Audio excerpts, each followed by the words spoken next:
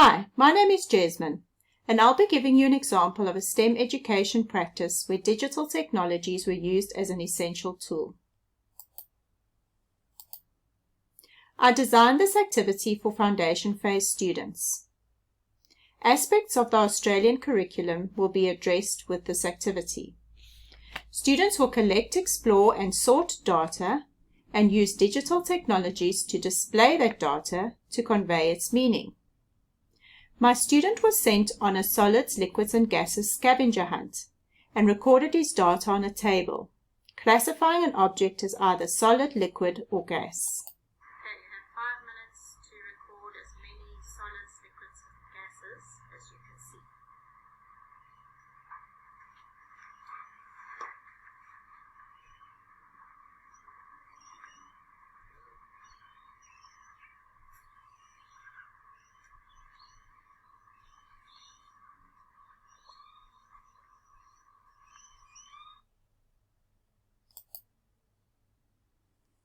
My student learnt about changing states of matter in the second half of the investigation.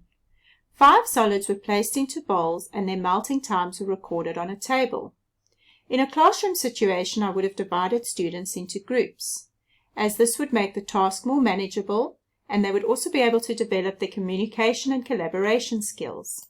Set up 5 items, which are solids to begin with: ice, chocolates, margarine, butter, and ice cream.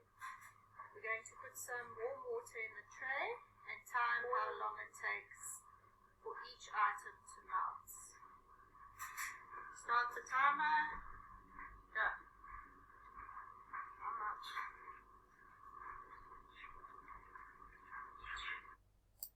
Okay, so the chocolate is now melted as well. How long did that take? 9 minutes and 30 seconds. Sure, it's pretty long, hey? My student used the Maths is Fun website to design a graph for his 2 sets of data. My student explored the different graph options and selected the most appropriate graph for the data he had collected. He had to choose a graph that organized the data and made it easy to analyze. He made a bar graph to compare melting times and a pie graph to show the relative sample sizes of solids, liquids, and gases. Okay, so using the data that we got from our experiments, we need to go onto the site and you're going to choose the best graph for your data. Okay. I chose a bar graph. You chose a bar graph. Okay, that's good. So put your values in and let's see if it makes a nice readable graph. Although Kelly and Knowles' pulley system was intended for secondary education, I think that in this activity many STEM connections were made. The student used science inquiry and elements of the engineering design process to conduct the investigation and collect the necessary data to complete the task. He also learnt about states of matter and the effects of heating and cooling on materials. The main learning objective was to collect data and present it on a graph. My student identified that need and used the available technology to design a graph that was easy to analyze. Mathematical thinking and technology literacy were developed as the student collected and classified his data and used digital technologies to present it creatively.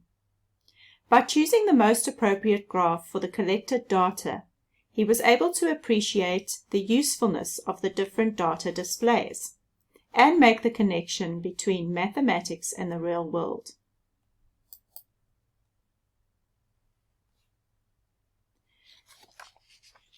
According to Sparrow's definition of digital fluencies, curiosity fluency was developed through the investigation and exploration of the Maths is Fun program. My student managed to collect the data that he needed by conducting an experiment, and he created a useful graph. Communication fluency was developed as my student analyzed his graph and discussed its meaning. He selected graphs that were easy to read, which indicated that he understood the relationship between the variables. He developed data fluency as he explored the data processing capabilities of the program, and creation fluency as he made his graph using the Math is Fun program. He was motivated to learn programming skills to create his own data processing program in the future. Using the WHO workflow, digital technologies enhanced the learning experience.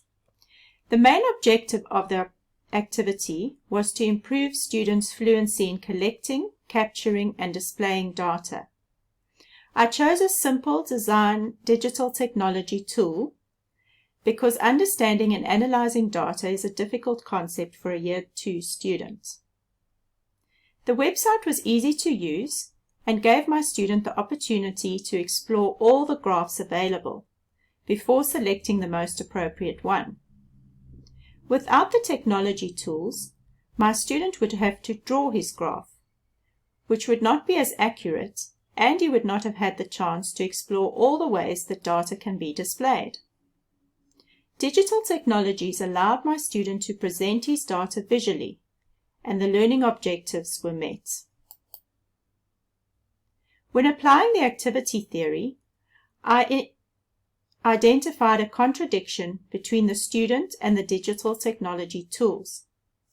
Initially, my student had difficulty using the website, as it was not something he had used before. But after some time, he became more confident and was able to make an accurate graph that was easy to analyze. The contradiction between the learning activity and myself was due to my own expectations of my student's knowledge about graphs. I expected him to know what information was needed to complete his graph, but I had to prompt him at first. In a classroom situation with younger students, some background information on graphs and their use would have to be given. Here is the contradiction between myself and the learning objective and my student and the digital technology tools. By planning more activities like this, students' digital fluencies will improve. Students could regularly collect data in class or at home. They could conduct a survey at home or in class. Students should be encouraged to make a graph every time they collect data and present it to their peers. Data that is presented visually is easier to understand, and students will become more adept at identifying patterns and finding correlations, which is an important skill to develop. Thank you.